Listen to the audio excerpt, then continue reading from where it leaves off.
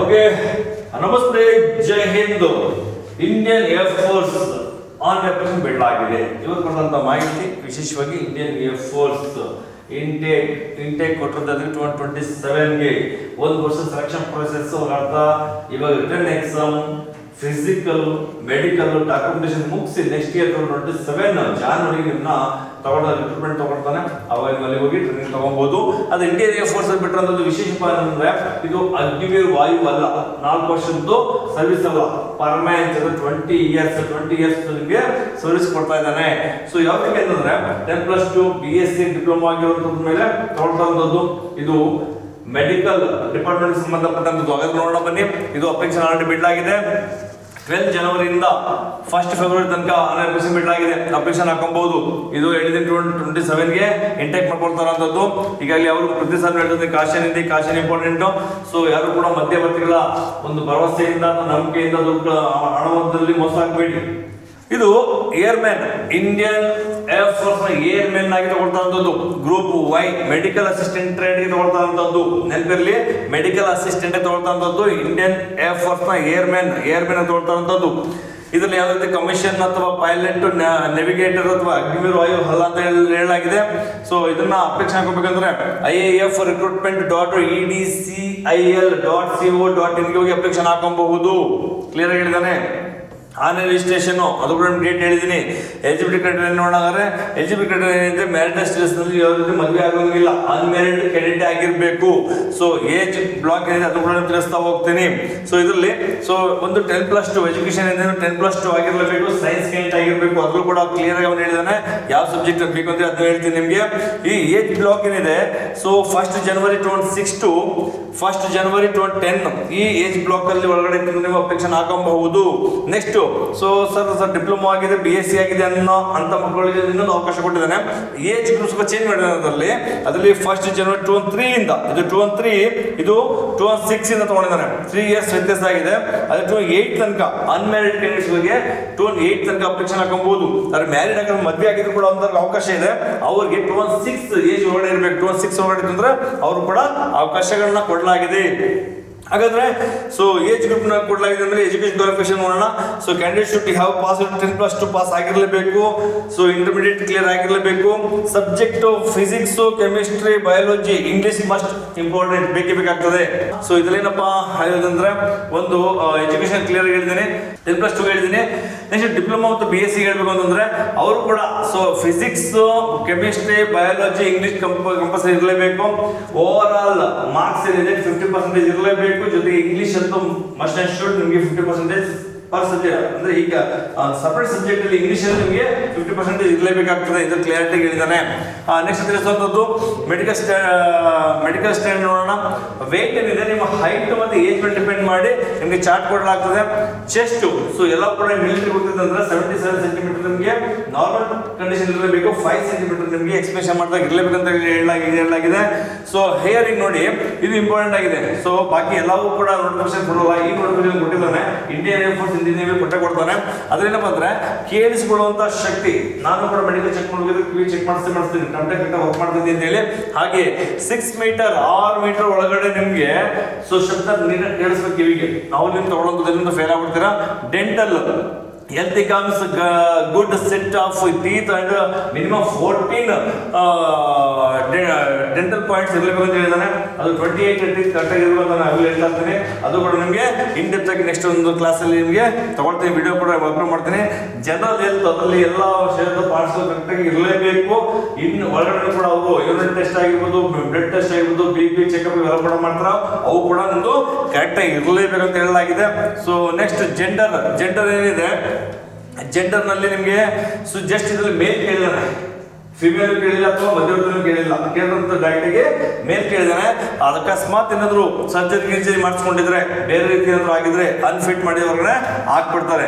ನೀವು return exam clear ಆಗಿತ್ತು, sir physical clear ಆಗಿತ್ತು, ಮೆಡಿಕಲ್ ಔಟ್ ಮಾಡಲು ಅಂತ ನಿಮ್ಗೆ ತಪ್ಪು ಮುಂಚಿತವಾಗಿ ತಿಳ್ಕೊಂಡು ಹೋಗಿ ಏನಿದ್ರು ಕೂಡ. ನೆಕ್ಸ್ಟ್ ಟ್ರೇಡ್ಸ್ ಯಾವ್ದಪ್ಪ ತಗೊಳ್ತಾನೆ ಅಂತಂದ್ರೆ ಇದರಲ್ಲಿ ಹೈಟ್ ಮತ್ತು ವಿಸುವಲ್ ಸ್ಟ್ಯಾಂಡರ್ಡ್ಸ್ ಅಲ್ಲಿ ಚೆಕ್ ಮಾಡಿದಾಗ ಟ್ರೇಡ್ಸ್ ಒಂದು ಮೆಡಿಕಲ್ ಅಸಿಸ್ಟೆಂಟು, ಇನ್ನೊಂದು ಫಾರ್ಮಸಿಸ್ಟ್ ಅಲ್ಲಿ 2 ಟ್ರೇಡ್ಗಳು ತಗೋತಾನೆ. ಒಂದು ಮೆಡಿಕಲ್ ಅಸಿಸ್ಟೆಂಟ್, ಇನ್ನೊಂದು ಮೆಡಿಕಲ್ ಅಸಿಸ್ಟೆಂಟ್ ಅಲ್ಲಿ ಫಾರ್ಮಸಿಸ್ಟ್ ತಗೋತಾನೆ. ನೋಡಿ ಯಾರು ಗಿಡ್ಡಕ್ಕಿದ್ದೀರಾ, ಹೈಟ್ ಕಡಿಮೆ ಇದೆ ಸರ್, ಇಂಡಿಯನ್ ಆರ್ಮಿಗೆ 166 ಹೈಟ್ ಬೇಕು, SSCಗೆ 170 ಸೆಂಟಿಮೀಟರ್ ಬೇಕು, ನಮ್ಮ ಹೈಟ್ ಕಡಿಮೆ ಇದೆ, ಇಲ್ಲಿ ಸೆಲೆಕ್ಷನ್ ಆಗಲಿ ಅಂತ ಯೋಚನೆ ಮಾಡ್ತಿರಲ್ಲ, ಇದು ಒಳ್ಳೆ ಅವಕಾಶ. ಹೈಟ್ ಕಡಿಮೆ ಇದೆ, ಕುಳ್ಳಕ್ಕಿದ್ದೀನಿ, ಗಿಡ್ಡಕ್ಕಿದ್ದೀನಿ ಅಂತಂದ್ರೆ 152 ಸೆಂಟಿಮೀಟರ್ ಸಾಕು ನಿಮಗೆ ಸೆಲೆಕ್ಷನ್ ಆಗಲಿಕ್ಕೆ. ಎಜುಕೇಶನ್ ಚೆನ್ನಾಗಿರಬೇಕು, ಫಿಸಿಕಲ್ ಸ್ಟ್ಯಾಂಡರ್ಡ್ ಚೆನ್ನಾಗಿದ್ರೆ ಸಾಕಾಗ್ತದೆ. So next maximum limit of refractive error ಅಂತ ಕೊಟ್ಟಿದ್ದಾನೆ. ಇದು ಸ್ವಲ್ಪ ಇಂಪಾರ್ಟೆಂಟ್ ಮೆಡಿಕಲ್ ಡಿಪಾರ್ಟ್ಮೆಂಟ್ ಅಲ್ಲಿ. ಇದರಲ್ಲಿ ಕೇಳಿದೆ ನೋಡಿ, ನಾಟ್ ಎಕ್ಸೀಡಿಂಗ್ +-3.50D. ಇದ್ರ ಬಗ್ಗೆ ಎಕ್ಸ್ಪ್ಲೈನ್ ನೆಕ್ಸ್ಟ್ ವಿಡಿಯೋದಲ್ಲಿ ಮಾಡ್ತೀನಿ, ಪೂರ್ತಿ ಎಲ್ಲ ಹೇಳಲಿಕ್ಕೆ ಆಗಲ್ಲ. ಇದನ್ನ ನೀವು ಅರ್ಥ ಮಾಡ್ಕೋಬೇಕು. ನೆಕ್ಸ್ಟ್ ವಿಸುವಲ್ ಅಕ್ಯುಟಿ ಕೇಳಿದಾನೆ, ಅದರಲ್ಲೂ ಕೂಡ 6/36 ಈಚ್, ಒಂದು ಕಣ್ಣಲ್ಲಿ 6/36 ಇರಲೇಬೇಕು. ಕರೆಕ್ಟಬಲ್ ಏನಿದೆ 6/6 ಇರಲೇಬೇಕು ಅಂತ ಹೇಳಿದಾನೆ. ಇದು 6/6 ಆಲ್ಮೋಸ್ಟ್ ಎಲ್ಲರೂ ಇರಲೇಬೇಕಾಗ್ತದೆ. ಮತ್ತೆ ಕಲರ್ ವಿಷನ್ ಇದೆ CP2 ಅಂದ್ರೆ ಏನು ಅನ್ನೋದನ್ನು ನೆಕ್ಸ್ಟ್ ವಿಡಿಯೋದಲ್ಲಿ ನಾನು ನಿಮಗೆ ಅಪ್ಡೇಟ್ ಮಾಡ್ತೀನಿ. ಯಾವ ರೀತಿ ನೀವು ಸೆಲೆಕ್ಷನ್ ಹೋಗ್ತಿದ್ರೆ ಅಂದ್ರೆ ಯಾವ ರೀತಿ ಡ್ರಗ್ಸ್ ಯೂಸ್ ಮಾಡಿದ್ರೆ, ಡ್ರಗ್ಸ್ ಮೀನ್ಸ್ ಮೆಡಿಸಿನ್ ತಗೊಂಡಿರೋಂಗಿಲ್ಲ ಅಥವಾ ಬೇರೆ ರೀತಿ ಏನಾದ್ರು ನೀವು ಬಾಡಿಗೆ ತಗೊಂಡಿದ್ರೆ ಅದನ್ನ ಮೆಡಿಕಲ್ ಚೆಕಪ್ ಹಾಕೊಂಡ್ರೆ ನಿಮ್ಗೆ ಅದ್ರ ಮೇಲೆ ಅಫೆನ್ಸ್ ಅಂತ ನಿಮ್ಮನ್ನ ಔಟ್ ಮಾಡ್ತಾರೆ. ಬಾಡಿ ಟೆಟೋಸ್ ಆಗ್ಲಿಕ್ಕೆ ಬಾಡಿ ಟೆಟೋಸ್ ಸುಮ್ಮನೆ ಹಾಕ್ಸ್ಕೊಬೇಡಿ ಅಂತ ಹೇಳ್ತಾನೆ ಹೇಳ್ತೀನಿ, ಬೇಡ ಅವಶ್ಯಕತೆ ಇಲ್ಲ. ಎಲ್ಲಿ ಹೊರಗಡೆ ಕಾಣಿಸುತ್ತೆ, ಕಾಣಿಸುವಂತ ಜಾಗದಲ್ಲಿ ಕೈ ಆಗಿರ್ಬೋದು, ನೆಕ್ ಆಗಿರ್ಬೋದು, ಫೇಸ್ ಆಗಿರ್ಬೋದು, ಎಲ್ಲಿ ಕಾಣಿಸುತ್ತೆ ಅದ್ರಂತೂ ಟೆಟೋಸ್ ಇರೋಂಗಿಲ್ಲ. ಅಕಸ್ಮಾತ್ ಒಳಗಡೆ ಇನ್ನರ್ ಬಾಡಿ ಇತ್ತು ಅಂತಂದ್ರೆ ಅದು ಕೂಡ ಇಷ್ಟೊಂದು ಇರುತ್ತೆ, ಅಷ್ಟೇ ಇರಬೇಕಾಗುತ್ತೆ. ಆ ಸೆಂಟಿಮೀಟರ್ ಜಾಸ್ತಿ ಇತ್ತು ಅಂದ್ರೆ ರಿಜೆಕ್ಟ್ ಆಗ್ತೀರಾ. ಸೊ ಇದು ಓನ್ಲಿ ಸಿಕ್ ಮಾತ್ರ ಜುಟ್ ಬಿಡ್ಲಿಕ್ಕೆ ಅವಕಾಶ ಇದೆ, ಅವ್ರಿಗೆ ಪಗಡಿ ಕಟ್ತಾರೆ, ಅವ್ರಿಗೆ ನಮ್ಮ ದೇಶದಲ್ಲಿ ಅವಕಾಶ ಇದೆ. ಅವ್ರಿಗೆ ಹೆಲ್ಮೆಟ್ ಅವಶ್ಯಕತೆ ಇಲ್ಲ, ಮತ್ತೆ ಜುಟ್ ಬಿಡ್ಲಿಕ್ಕೆ ಅವಕಾಶ ಇದೆ, ಮತ್ತೆ ಜೊತೆಗೆ ಅವರಿಗೆ ಕಟ್ಲಿಕ್ಕೆ ಪಗಡಿ ಕಟ್ಲಿಕ್ಕೆ ಅವಕಾಶ ಇದೆ, ಬೇರೆ ಯಾವ್ದು ಅವಶ್ಯಕತೆ ಇರೋದಿಲ್ಲ. ಅದರಿಂದಾಗಿ ನಿಮ್ಗೆ ಫೇಸ್, ಏರ್ ಎಲ್ಲ ಕೂಡ ಕ್ಲೀನ್ ಅಂಡ್ ಕ್ಲಿಯರ್ ಆಗಿ ಇರಲೇಬೇಕು, ಇದ್ರಲ್ಲಿ ಯಾವುದೇ ರೀತಿ ಡೌಟ್ ಇಲ್ಲ. ನೆಕ್ಸ್ಟ್ ನೋಡೋಣ ಟರ್ಮ್ಸ್ ಅಂಡ್ ಕಂಡೀಷನ್ಸ್ ಇದೆ, ಇದು ಇಂಪಾರ್ಟೆಂಟ್. ಸೊ ಅರ್ನಿಂಗ್ ಇನ್ಕ್ರೀಸ್ ಅಂದ್ರೆ 20 years ನಿಮಗೆ ಒಂದ್ಸರಿ ಸೆಲೆಕ್ಷನ್ ಆಯ್ತು ಟ್ರೈನಿಂಗ್ ಮುಗಿದಂದ್ರೆ 20 ವರ್ಷ ಸರ್ವಿಸ್ ನೀವು ಮಾಡ್ಬೋದು. ಇದರಲ್ಲಿ ಅದಕ್ಕೆ ಸೊ ಸಂದೇಹ ಇಲ್ಲ. ಜೊತೆಗೆ ಯಾವ ಟ್ರೇಡ್ ನೀವು ಅಪ್ಲಿಕೇಶನ್ ಹಾಕೊಂಡ್ರೆ ಅದೇ ಟ್ರೇಡ್ ನೀವು ಸೆಲೆಕ್ಷನ್ ಹೋಗ್ಬೇಕು, ಅಲ್ಲೊಂದೇ ಬದಲಾವಣೆ ಮಾಡ್ಕೊಡ್ತೀನಿ, ಚೇಂಜ್ ಮಾಡ್ಕೊಡ್ತೀನಿ ಅಂದ್ರೆ ಅದಕ್ಕೆ ಅವಕಾಶ ಇಲ್ಲ ಅಂತ ಕೂಡ ಹೇಳಿದಾನೆ. ಕನ್ನಡಿಗರಿಗೋಸ್ಕರ ಕನ್ನಡದಲ್ಲಿ ಪೂರ್ತಿ ಎಕ್ಸ್ಪ್ಲೈನ್ ಮಾಡ್ತಿದ್ದೀನಿ, ಇದು ಅರ್ಥ ಮಾಡ್ಕೊಳ್ಳಿ. ಇನ್ನು ಕೂಡ ಪೇರೆಂಟ್ಸ್ ಗಳು ಎಷ್ಟೋ ಯೋಚನೆ ಮಾಡ್ತಾರೆ, ಡಿಫೆನ್ಸ್ ಹೋಗೋದು ಬೇಡ ಮಕ್ಕಳು, ಡಾಕ್ಟರ್ ಆಗಲಿ, ಇಂಜಿನಿಯರ್ ಆಗಲಿ, ಬೇರೆ ಬೇರೆ ಡಿಪಾರ್ಟ್ಮೆಂಟ್ ಹೋಗ್ಲಿ ಅಂತ ಯೋಚನೆ ಮಾಡ್ತಾರ. ಡಿಫೆನ್ಸ್ ನಿಜವಾಗ್ಲೂ ಕೂಡ ರೆಸ್ಪೆಕ್ಟ್ಫುಲ್ ಲೈಫ್ ಚೆನ್ನಾಗಿದೆ. ನಮ್ಮ ದೇಶಕ್ಕೋಸ್ಕರ ನಾವು ಈ ದೇಶದಲ್ಲಿ ಹುಟ್ಟಿ ನಮ್ಮ ಈ ಮಣ್ಣಿಗೋಸ್ಕರ ರಕ್ಷಣೆ ಮಾಡುವಂತ ಕರ್ತವ್ಯ ನಮ್ದು. ನಾನೊಂದು ಬೇಡಿಕೆ ಇಟ್ಟಿದ್ದೀನಿ ಸರ್ಕಾರಕ್ಕೆ, ಬರುವಂತ ದಿನಗಳಲ್ಲಿ ಪ್ರತಿಯೊಬ್ಬ ನಮ್ಮ ದೇಶದ ವ್ಯಕ್ತಿ 2 ರಿಂದ 5 ವರ್ಷ 2 to 5 years ಆದ್ರೂ ನಮ್ಮ ದೇಶ ಸೇವೆ ಮಾಡ್ಬಿಟ್ಟು ಮತ್ತೆ ನೆಕ್ಸ್ಟ್ ಅವನು ಜಾಬ್ ಅಥವಾ ದೇಶ ಬಿಸ್ನೆಸ್ ಅಥವಾ ನೆಕ್ಸ್ಟ್ ರಾಜಕೀಯ ವ್ಯಕ್ತಿಯಾಗಿ ಬೆಳಿಬೇಕು. ಅವಾಗಲೇ ಒಂದು ದೇಶದ ಒಂದು ಎಲ್ಲಿ ಯಾವ ದೇಶ, ನಮ್ಮ ದೇಶದಲ್ಲಿ ಗಡಿ ಭಾಗ ವ್ಯಾಪಾರ ಇದೆ, ಬೆಟ್ಟ ಗುಡ್ಡ ವ್ಯಾಪಾರ ಇದೆ, ಅಥವಾ ಚಳಿ ಪ್ರದೇಶ ಅಥವಾ ಇದೆ ಅಂದ್ರೆ ಹೈಬ್ರಿಡ್ ಏರಿಯಾ, ಮಂಜುಗಡ್ಡೆಗಳ ಪ್ರದೇಶ ಯಾವ್ದಾದ್ರು ಡ್ಯೂಟಿ ಮಾಡ್ತಾನೆ, ಪ್ರವಾಹದಲ್ಲಿ ಯಾವ್ದಾದ್ರು ಡ್ಯೂಟಿ ಮಾಡ್ತಾನೆ, ಅಥವಾ ರಾಜಸ್ಥಾನದಲ್ಲಿ ಯಾವ್ದಾದ್ರು ಡ್ಯೂಟಿ ಮಾಡ್ತಾನೆ. ಇದು ಸೈನಿಕರ ಒಂದು ಶ್ರಮ ಕಷ್ಟ ಗೊತ್ತಾಗಬೇಕು. ಅವಾಗ ಒಳಗಡೆ ಬಂದಾಗ ಪ್ರತಿಯೊಬ್ಬರು ಕೂಡ ಈಕ್ವಲ್ ಆಗಿ ಲೈಫ್ ನ ಲೀಡ್ ಮಾಡಬಹುದು. ಸೊ ಹೇಳೋದೊಂದು ಮಾಡೋದೊಂದು ಮಾಡಕ್ ಹೋಗಲ್ಲ. ಕ್ಯಾಂಡಿಡೇಟ್ಸ್ ಟ್ರೈನಿಂಗ್ ಮುಗಿದ ನೆಕ್ಸ್ಟ್ ಅವರಿಗೆ ಸಿಗುವಂತದ್ದು 20 ವರ್ಷ ಸರ್ವಿಸ್ ಮಾಡ್ಲಿಕ್ಕೆ ಅವಕಾಶಗಳನ್ನ ಕೊಡಲಾಗ್ತದೆ. ಸೊ ಫ್ಯಾಮಿಲಿ ಈ ಟ್ರೈನಿಂಗ್ ಪಡೆದಲ್ಲಿ ಕರ್ಕೊಂಡು ಹೋಗ್ಲಿಕ್ಕೆ ಅವಕಾಶ ಇಲ್ಲ. ಮತ್ತೆ ಅನ್ಮ್ಯಾರಿಡ್ ಮದುವೆ ಆಗಿದ್ರೆ ಸೊ ಯಾವಾಗ ಟ್ರೈನಿಂಗ್ ಮುಗಿದ್ಮೇಲೆ ಅವಕಾಶ ಕೊಡ್ತಾರೆ, ಅವ ಮಾತ್ರ ಅವರು ಮದುವೆ ಆಗ್ಬೋದು. ಸೊ ನೆಕ್ಸ್ಟ್ ಎಂಪ್ಲಾಯ್ಮೆಂಟ್ ಇದೆ, ಏರ್ಮನ್ ತಗೊಳ್ತಾನೆ, ಏರ್ಮನ್ ಆಗಿ ಅವನು ಅವಕಾಶ ಸಿಗ್ತದೆ. ಇನ್ನು ಮೋಸ್ಟ್ ಇಂಪಾರ್ಟೆಂಟ್ ಇರೋದು ಪೇ ಅಂಡ್ ಅಲೌನ್ಸಸ್. ತುಂಬಾ ಸ್ಪೀಡ್ ಆಗಿ ಬೇಗ ಮುಗಿಲಿ, ತುಂಬಾ ಲೆಂತ್ ಆದ್ರೆ ನೋಡ್ಲಿಕ್ಕೆ ಕೂಡ ಕಷ್ಟ ಆಗುತ್ತೆ ಅಂತ ಹೇಳಿ, ಆದ್ರೂ ಕೂಡ ತಿಳಿಸ್ಬೇಕು ಅಂದ್ರೆ payment important. So training period ನಿಮಗೆ 14,600 ಸ್ಟಾರ್ಟಿಂಗ್ ಅಲ್ಲಿ ಶುರು ಆಗುತ್ತೆ. ಜೊತೆಗೆ ಅವ್ರಿಗೆ ಸೊ MSP ಇರುತ್ತೆ, MSP ಅಂತ ಕೇಳ್ಬೋದು. MSP ಅಂದ್ರೆ ಮಿಲಿಟರಿ ಸರ್ವಿಸ್ ಪೇ ಅಂತ ಹೇಳ್ತೀವಿ. ಇದು ನಾನು ಇದಾಗ 5,200 ರೂಪಾಯಿ ಎಕ್ಸ್ಟ್ರಾ ಸಿಗ್ತಾ ಇತ್ತು, ಇವಾಗ ಇನ್ನಷ್ಟು ಜಾಸ್ತಿ ಆಗಿರ್ತದೆ. ಈ 14,600 ಜೊತೆಗೆ ಅದು ಕೂಡ ಇನ್ಕ್ಲೂಡ್ ಆಗುತ್ತೆ, ಜೊತೆಗೆ ಅಲೌನ್ಸ್ ಕೂಡ ಇನ್ಕ್ಲೂಡ್ ಆಗುತ್ತೆ. ಇದು ಟ್ರೈನಿಂಗ್ ಪೀರಿಯಡ್ ಸಿಗುವಂತದ್ದು. ಅದ್ ಬಿಟ್ರೆ ನೆಕ್ಸ್ಟ್ ಟ್ರೈನಿಂಗ್ ಮುಗಿದ ಮೇಲೆ ಸಿಗುವಂತದ್ದು 26,900 ರೂಪಾಯಿ ಮೊದಲ ಪೇ. ಸ್ಟಾರ್ಟಿಂಗ್ ಪೇ 26,900 ರೂಪಾಯಿ, ಅದು ಬೇಸಿಕ್ ಪೇ. ಬೇಸಿಕ್ ಪೇ ಜೊತೆಗೆ ಏನೇ ಸಿಗುತ್ತೆ ಅಂತ ಮುಂದೆ ಹೇಳ್ತಾ ಹೋಗ್ತೇನೆ. ಅಡಿಷನಲ್ ಸಿಗುತ್ತೆ, DNS ಪೇ ಸಪರೇಟ್ ಆಗುತ್ತೆ, MSP ಸಪರೇಟ್ ಆಗುತ್ತೆ. ಆಲ್ಮೋಸ್ಟ್ 40,000 ಪ್ಲಸ್ ಇಲ್ಲಿಗೆ ಆಗ್ತು. ಇಷ್ಟು ಬಿಟ್ಟು ಬೇರೆ ಸಿಗುತ್ತೆ ಹೇಳ್ತೀನಿ. ಅದರ್ ಅಲೌನ್ಸಸ್, ಟ್ರಾನ್ಸ್ಪೋರ್ಟ್ ಅಲೌನ್ಸ್ ಸಿಗುತ್ತೆ, ಕಾಂಪೋಸಿಟ್ ಪರ್ಸನ್ ಮೇಂಟೆನೆನ್ಸ್ ಸಿಗುತ್ತೆ, ಜೊತೆಗೆ ಲೀವ್ ರೇಷನ್ ಅಲೌನ್ಸ್ ಸಿಗುತ್ತೆ, ಚಿಲ್ಡ್ರನ್ ಎಜುಕೇಶನ್ ಅಲೌನ್ಸ್ ಸಿಗುತ್ತೆ, HR ಸಿಗುತ್ತೆ. ಈ ತರ ಎಲ್ಲವೂ ಕೂಡ ಅಲೌನ್ಸಸ್ ಎಲ್ಲವೂ ಕೂಡ ಸೇರಿಸಿ ಪ್ಲಸ್ ಆಗಿ ಸುಮಾರು 50,000 ರೂಪಾಯಿ ಹೆಚ್ಚು ಸ್ಯಾಲರಿ ಪರ್ ಮಂತ್ ಶುರು ಆಗ್ಬಿಡುತ್ತೆ. ಅದ್ರ ಜೊತೆಗೆ ರೇಷನ್ ನೋಡಿ, ರೇಷನ್ ಕೂಡ ಕೊಟ್ಟಿದ್ದಾನೆ ಅದರಲ್ಲಿ. ಸೊ ಇದ್ರಲ್ಲಿ ಕೊಡುವಂಥದ್ದು cloth, medical, accommodation, CHD facilities, leave. So ಅಗ್ನಿ ವೇತನ ಮಕ್ಕಳಿಗೆ ಕೊಡುವಂಥ ಲೀವ್ 30 ಡೇಸ್, ಮತ್ತೆ ಕ್ಯಾಶುವಲ್ ಲೀವ್ 15 ಡೇಸ್. ಆದ್ರೆ ಇವರಿಗೆ 60 ಡೇಸ್ ಅನ್ಯುವಲ್ ಲೀವ್ ಕೊಡ್ತಾನೆ, 30 ಡೇಸ್ CL ಕ್ಯಾಶುವಲ್ ಲೀವ್ ಕೊಡ್ತಾನೆ. ಈ ಒಂದು 90 ಡೇಸ್ ಅಲ್ಲಿ ಬೇಕು ಅಂದ್ರೆ ಒಂದು 30 ಡೇಸ್ ನಾವು ಸರ್ಕಾರಕ್ಕೆ ಮಾಡ್ಕೊಬಹುದು. ಲೀವ್ನ ಮಾಡ್ಕೊಳ್ಳೋದು ಏನಪ್ಪ ಲಾಭ ಅಂತಂದ್ರೆ ನಮ್ಗೆ ಅವಶ್ಯಕತೆ ಇಲ್ಲ ಅಂತಂದಾಗ ಬೇಕು ಅಂತಂದ್ರೆ ಬರಲೇಬೇಕು. ಕೆಲಸ ಎಲ್ಲ ಬಂದೇನು ಪ್ರಯೋಜನ ಇಲ್ಲ ಅಂತಂದ್ರೆ 30 ಡೇಸ್ ನೀವು ಎನ್ಕ್ಯಾಶ್ ಮಾಡ್ಬೋದು. ಎನ್ಕ್ಯಾಶ್ ಮಾಡೋದ್ರಿಂದ ರಿಟೈರ್ಡ್ ಆಗಿ ಬರ್ಬೇಕಿದ್ರೆ ಅದಕ್ಕೆ 1 ಡಬಲ್ ಅವಾಗ ಏನು ಪೇ ಇರ್ತದೆ, ಸ್ಯಾಲರಿ ಇರ್ತದೆ, ಸ್ಯಾಲರಿ ಮೇಲೆ ಡಿಪೆಂಡ್ ಮಾಡಿ 1 ಡಬಲ್ ನಿಮಗೆ ಅದನ್ನ ಅಮೌಂಟ್ ನ ಕೊಡ್ತಾರೆ, ಫಂಡ್ ಕೊಡ್ತಾರೆ. ಒಂದೊಂದ್ಸಲಿ ಸರ್ಕಾರನೇ ಆದೇಶ ಮಾಡ್ಬಿಡುತ್ತೆ, ರಜೆ ಕೊಡಲ್ಲ. ಆ ರಜೆ ವೇಸ್ಟ್ ಮಾಡಕ್ ಕೊಡಲ್ಲ. ಆ ರಜೆ ಏನ್ ಮಾಡ್ತಂದ್ರೆ ಎನ್ಕ್ಯಾಶ್ ಮಾಡುತ್ತೆ. ಎನ್ಕ್ಯಾಶ್ ಮಾಡಿ ನಿಮಗೆ ನೆಕ್ಸ್ಟ್ ಬರುವಂತ ಫೈನಾನ್ಷಿಯಲ್ ಬೆನಿಫಿಟ್ ಆಗುವಂತ ಒಂದು ವ್ಯವಸ್ಥೆನ ಮಾಡ್ಕೊಡುತ್ತೆ. ಅದು ಕೂಡ ನೀವು ಮಾಡ್ಕೊಬಹುದು. ಓಕೆ, ನೆಕ್ಸ್ಟ್ ನೋಡಿ. ಸೊ ಇದರಲ್ಲಿ ಎಕ್ಸಾಮ್ ಪ್ಯಾಟರ್ನ್ ಯಾವ ತರ ಇರುತ್ತೆ ಇಲ್ಲಿ. Exam CBT computer based test ಅಂತ ಹೇಳ್ತೀವಿ. ಆನ್ಲೈನ್ ಟೆಸ್ಟ್ ನಡೆಯುತ್ತೆ. ಫೇಸ್ 1 ಫಸ್ಟ್ ನಡೆಯುತ್ತೆ. ಫಸ್ಟ್ ಫೇಸ್ 1 ಅಲ್ಲಿ ನಡೆಯುವಂತದ್ದು ನಿಮಗೆ ಕೊಡುವಂತದ್ದು ಏನಪ್ಪಾ ಸಿಲೆಬಸ್ ಅಥವಾ ಸಬ್ಜೆಕ್ಟ್ ಅಂದ್ರೆ ರೀಸನಿಂಗ್ ಅಂಡ್ ಜನರಲ್ ಅವೇರ್ನೆಸ್ ಅಂತ ಕೊಡ್ತಾನೆ. ರಾಗ ಅಂತ ಹೆಸರು ಹೇಳ್ತೀವಿ. 45 ಮಿನಿಟ್ಸ್ ಇರುತ್ತೆ. ಈ ಟೈಮಲ್ಲಿ ನಿಮಗೆ ಈ ಒಂದು ಸಬ್ಜೆಕ್ಟ್ ಟೆಸ್ಟ್ ಕವರ್ ಮಾಡಬೇಕಾಗುತ್ತೆ. 1 mark for every correct answer. ಒಂದು ಕ್ವಶನ್ ಆನ್ಸರ್ ಕರೆಕ್ಟ್ ಮಾಡಿದ್ರೆ 1 ಮಾರ್ಕ್ಸ್ ಸಿಗುತ್ತೆ. ಸೊ ಯಾವ್ದು ಖಾಲಿ ಬಿಟ್ಟಿದ್ರೆ 0 ಮಾರ್ಕ್ಸ್. ನೆಗೆಟಿವ್ ಮಾರ್ಕ್ಸ್ ಅಂದ್ರೆ ರಾಂಗ್ ಆನ್ಸರ್ ಮಾಡಿದ್ರೆ 0.25 ಮಾರ್ಕ್ಸ್ ಕಟ್ ಕೂಡ ಆಗ್ತದೆ. ನೆಕ್ಸ್ಟ್ ಫೇಸ್ 1 ಅಲ್ಲಿ ಕ್ವಾಲಿಫೈ ಆದ್ಮೇಲೆ ಯಾವಾಗ ನೀವು ಕ್ವಾಲಿಫೈ ಆಗ್ತೀರಾ, ಕ್ವಾಲಿಫೈ ಆದ ನಂತರ ನಿಮಗೆ ಕೊಡುವಂತದ್ದು ಎಲ್ಲಿ ಫೇಸ್ 1 ಕ್ವಾಲಿಫೈ ಆಗ್ತೀರಾ, ಕ್ವಾಲಿಫೈ ಆದ್ಮೇಲೆ ಕೊಡುವಂತದ್ದು ಫೇಸ್ 2 ಕೊಡ್ತಾನೆ. ನಿಮ್ ಕಟ್ ಆಫ್ ಅನ್ನ ನೋಡಿ ಕಟ್ ಆಫ್ ಮೇಲೆ ಡಿಪೆಂಡ್ ಮಾಡಿ ಫೇಸ್ 1 ಕ್ಲಿಯರ್ ಮಾಡ್ತಾರೆ, ಫೇಸ್ 2 ಕೊಡ್ತಾನೆ. ಫೇಸ್ 2 ಅಲ್ಲಿ ಬರುವಂತದ್ದು ಏನಪ್ಪಾ ಅಂತಂದ್ರೆ ನೆಕ್ಸ್ಟ್ ಅವಾಗ ಅಡ್ಮಿಟ್ ಕಾರ್ಡ್ ಒಂದು ಶಾರ್ಟ್ ಲಿಸ್ಟ್ ಮಾಡಿ ಅಡ್ಮಿಟ್ ಕಾರ್ಡ್ ರಿಲೀಸ್ ಮಾಡ್ತಾನೆ. ಅಡ್ಮಿಟ್ ಕಾರ್ಡ್ ರಿಲೀಸ್ ಮಾಡಿದ್ಮೇಲೆ ನೆಕ್ಸ್ಟ್ ಸೆಕೆಂಡ್ ಫೇಸ್ 2 ಗೆ ಹೋಗಬೇಕಿದ್ರೆ ಏನೇನು ತಗೊಂಡ್ಬೇಕು ಅಂತ ಕೊಟ್ಟಿದ್ದಾನೆ ಇಲ್ಲಿ. ಫಸ್ಟ್ ಒಂದು colour print out of phase 2 admit card ತಗೊಂಡ್ಬೇಕು. ಈ ತರ ಸುಮಾರು ಡಾಕ್ಯುಮೆಂಟ್ಸ್ ಇರುತ್ತೆ. ಡಾಕ್ಯುಮೆಂಟ್ಸ್ ಬಗ್ಗೆ ನಿಮಗೆ ಈ PDF ನಾನು ಡೈರೆಕ್ಟ್ಲಿ ನಿಮಗೆ ಈ ಒಂದು ಸ್ಕ್ರೀನ್ ಶೋ ಮಾಡ್ತೇನೆ. ಸ್ಕ್ರೀನ್ ಚೆಕ್ ಮಾಡ್ಕೊಟ್ಟಿಗೆ ಎಲ್ಲ ಹೇಳ್ತಾ ಹೋಗ್ಬೋದು, ಸಮಯ ಜಾಸ್ತಿ ಆಗ್ತದೆ. ಸೊ NCC ಮಾಡೋದ್ರಿಂದ ಬಹಳಷ್ಟು ಅನುಕೂಲ ಇರ್ತದೆ. ಡಿಫೆನ್ಸ್ ಸಂಬಂಧಪಟ್ಟಂತೆ ಖಂಡಿತ ಅನುಕೂಲ ಆಗುತ್ತೆ. ಸ್ಟೇಟ್ ಗೌರ್ಮೆಂಟ್ ಅಲ್ಲಿ ಅನುಕೂಲ ಆಗುತ್ತೆ. ಒಟ್ಟಿನಲ್ಲಿ ಸೆಂಟ್ರಲ್ ಗೌರ್ಮೆಂಟ್ ಅಲ್ಲಿ ಯಾವಾಗಲೂ ಅನುಕೂಲ ಆಗ್ತದೆ. NCC certificate A, B, C ಈ ಸರ್ಟಿಫಿಕೇಟ್ ನ ಯಾವಾಗಲೂ ಕೂಡ ನೀವು ಒಂದು ಅದರಲ್ಲಿ ಸೊ ಅಟ್ಯಾಚ್ ಮಾಡಿಸ್ಕೊಂಡು ಇಟ್ಕೊಂಡಿರ್ಬೇಕು. 4 ಅಂತ ಹೇಳಿದ್ದಾನೆ. ಸೊ ಇದು ನಿಮಗೆ ಎಕ್ಸ್ಟ್ರಾ ಬೋನಸ್ ಮಾರ್ಕ್ಸ್ಗಳು ಸಿಗುತ್ತೆ. ಅದರಲ್ಲಿ ಸೆಲೆಕ್ಷನ್ ಆಗಬೇಕಿದ್ರೆ ಬಹಳ ಅನುಕೂಲ ಆಗ್ತದೆ. ನೆಕ್ಸ್ಟ್ ನೋಡಿ PFT ಅಂದ್ರೆ ಫಿಸಿಕಲ್ ಫಿಟ್ನೆಸ್ ಟೆಸ್ಟ್ ಅಂತ ಹೇಳ್ತೀವಿ. ಆಕ್ಚುಲಿ ನಾವು ಆ PET ಅಂದಾಗ ಫಿಸಿಕಲ್ ಎಫಿಷಿಯನ್ಸಿ ಟೆಸ್ಟ್ ಅಂತ ಹೇಳ್ತೀವಿ. ಇಲ್ಲಿ PFT ಅಂತ ಹೇಳ್ತಾರೆ, ಫಿಸಿಕಲ್ ಫಿಟ್ನೆಸ್ ಟೆಸ್ಟ್ ಅಂತ ಹೇಳಿ. ಇದರಲ್ಲಿ ಸೊ ಮೊದಲು ಬರುವಂತದ್ದು ಫಸ್ಟ್ PFT ನಲ್ಲಿ 1.6 ಕಿಲೋಮೀಟರ್ ರನ್ನಿಂಗ್ ಇರುತ್ತೆ.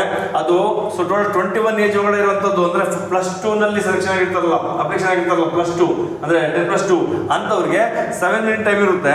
ನೆಕ್ಸ್ಟ್ ಅದೇ 21 ಏಜ್ ಗಿಂತ ಮೇಲ್ಗಡೆ 24 ಏಜ್ ಒಳಗಡೆ ಇರೋಂತವ್ರಿಗೆ ಅವ್ರಿಗೆ 7 ಮಿನಿಟ್ 30 ಸೆಕೆಂಡ್ಸ್ ಟೈಮ್ ಇರುತ್ತೆ. 30 ಸೆಕೆಂಡ್ ಜಾಸ್ತಿ ಟೈಮ್ ಕೊಡಲಾಗ್ತದೆ. ಅದ್ಬಿಟ್ಟು PFT 2 ನಲ್ಲಿ ಕೊಡ್ತಾನೆ ಟೆಸ್ಟ್. ಇದರಲ್ಲಿ 3 ಟೆಸ್ಟ್ ಇರ್ತದೆ. 1 ಮಿನಿಟ್ ಒಂದೊಂದಕ್ಕೆ ಟೈಮ್ ಕೊಡ್ತಾನೆ. 10 ಪುಷಪ್ಸ್ ಹೊಡಿಬೇಕು. ಈಸಿಯಾಗಿ ಹೊಡಿಬಹುದು, ತುಂಬಾ ಕಷ್ಟ ಏನಿಲ್ಲ, ಆರಾಮಾಗಿ ಹೊಡಿಬಹುದು. 10 ಪುಷಪ್ 10 ಸೆಕೆಂಡ್ ಹೊಡಿಬಹುದು. ಬಟ್ ಅವ್ರೇನ್ ಮಾಡ್ತಾರೆ, ಒಂದು ಪುಷಪ್ ಹೊಡೆದ್ಮೇಲೆ ಟೈಮ್ ಮೊದಲಿಗೆ ಬ್ರೇಕ್ ಕೊಡ್ತಾರೆ 1-2 ಸೆಕೆಂಡ್. ಅದಕ್ಕೋಸ್ಕರ ಸ್ವಲ್ಪ ಹೋಲ್ಡ್ ಮಾಡಬೇಕು. ಪ್ಯಾರಲ್ ಹೊಡಿಬೇಕಾಗುತ್ತೆ. ಅದನ್ನು ಡೆಮೋ ಕೂಡ ತೋರಿಸ್ತೇನೆ. ನೆಕ್ಸ್ಟ್ 10 ಸಿಟಪ್ಸ್ ಇರುತ್ತೆ. 1 ಮಿನಿಟ್ ಒಳಗೆ ಹೊಡಿಬೇಕು. 20 ಸ್ಕ್ವಾಟ್ಸ್ ಇರುತ್ತೆ. ಅದು ಕೂಡ ನಿಮಗೆ ಸ್ಕ್ರೀನ್ ತೋರಿಸ್ತೀನಿ. ಅದನ್ನೇ ಪ್ರಾಕ್ಟೀಸ್ ಮಾಡಬೇಕಾಗುತ್ತೆ. ಎಲ್ಲದೂ ಕೂಡ ಮಧ್ಯದಲ್ಲಿ 10 ನಿಮಿಷ ಬ್ರೇಕ್ ಕೊಡ್ತಾ ಬ್ರೇಕ್ ಟೈಮ್ ರೆಸ್ಟ್ ತಗೊಂಡು ಮತ್ತೆ ನಡೆಯಬಹುದು. ಅದ್ಬಿಟ್ಟು ನೆಕ್ಸ್ಟ್ ನಡೆಯೋದು ಒಂದು ಅಡಾಪ್ಟಿವಿಟಿ ಟೆಸ್ಟ್ ನಡೆಯುತ್ತೆ. ಅಡಾಪ್ಟಿವಿಟಿ ಟೆಸ್ಟ್ ಇದ್ರ ಬಗ್ಗೆ ಒಂದು ಡೆಮೋ ನಿಮಗೆ ನೆಕ್ಸ್ಟ್ ವಿಡಿಯೋದಲ್ಲಿ ಶೋ ಮಾಡ್ತೇನೆ. ಹಾಗೆ ಇದರ ಅಪ್ಲಿಕೇಶನ್ ಯಾವ ತರ ಹಾಕಬೇಕು ಅನ್ನೋದ್ರ ಬಗ್ಗೆ ಇಲ್ಲಿ ಕೊಟ್ಟಿದ್ದಾನೆ. ಅಪ್ಲಿಕೇಶನ್ ಯಾರಾದ್ರೂ ಇನ್ನೂ ಹಾಕಿಲ್ಲ ಅಂದ್ರೆ ನಮ್ಮ ಸರಿಗಣ ಮೈಸೂರಿಗೆ ಬಂದು ಫ್ರೀ ಆಫ್ ಕಾಸ್ಟ್ ಅಪ್ಲಿಕೇಶನ್ ಹಾಕಬಹುದು. ಅಪ್ಲಿಕೇಶನ್ ಇಲ್ಲಿ ಆಫ್ಲೈನ್ ಹಾಕೊಡ್ತೀವಿ, ಆನ್ಲೈನ್ ಹಾಕೊಡಲ್ಲ. ಯಾಕಂದ್ರೆ ಆನ್ಲೈನ್ ಹಾಕಿದ್ರೆ ಇವ್ರು ಬಂದಿಲ್ಲ, ಸೊ ಸಿಗ್ನೇಚರ್ ಮಿಸ್ ಮ್ಯಾಚ್ ಆಗುತ್ತೆ ಅಥವಾ ಫೇಸ್ ರೆಕಗ್ನೈಸ್ ಆಗಲ್ಲ. ಈ ತರ ತಮ್ಮ ಪ್ರಾಬ್ಲಮ್ ಬರುತ್ತೆ. ಈ ತರ ಸಮಸ್ಯೆ ಆದಾಗ ಅಡ್ಮಿಟ್ ಕಾರ್ಡ್ ಇಶ್ಯೂ ಆಗಿದ್ದಾಗ ಬಹಳಷ್ಟು ನಿಮಗೆ ಸಮಸ್ಯೆಗಳಾಗ್ತವೆ. ನೀವು ಆಫ್ಲೈನ್ ಬಂದ ನಂತರ ಫ್ರೀ ಆಫ್ ಕಾಸ್ಟ್ ಅಪ್ಲಿಕೇಶನ್ ಹಾಕಬಹುದು. Namaste, Jai Hind. Dreaming to wear the uniform to serve the nation with pride, your journey begins here. At Sainik Academy, Mysuru, we prepare young aspirants for Indian military exams like NDA, CDS, AFCAT, Navy, Air Force and Army, technical and non-technical group, Agniveer GD, soldiers and Coast Guards. Paramilitaries like SSC, CPO, Central Armed Police Forces, which includes BSF, CISF, CRPF, Assam Rifle, ITBP, SSF, NIA, Delhi Police, RPF, CGL, CHSL, RRB, MTS, SSP, State Police, Forest Guard and Fire Brigades, PC, PSI and more. Specialized coaching for competitive exams, SAM offering a combination of school education and focused coaching for 4th to 10th grade students preparing for RMS, Sainik School, JNV. And also we offering college education and defense coaching for advanced career opportunities. 9th, 10th, PUC, Science, PCMB, PCMC, State and CBSE. From academics to physical fitness, from mental toughness to leadership skills, we shape future warriors of India. 370 plus candidates from Sainik Academy Mysuru have already achieved their dreams. Are you next? Sainik Academy Mysuru, building soldiers, building the nation.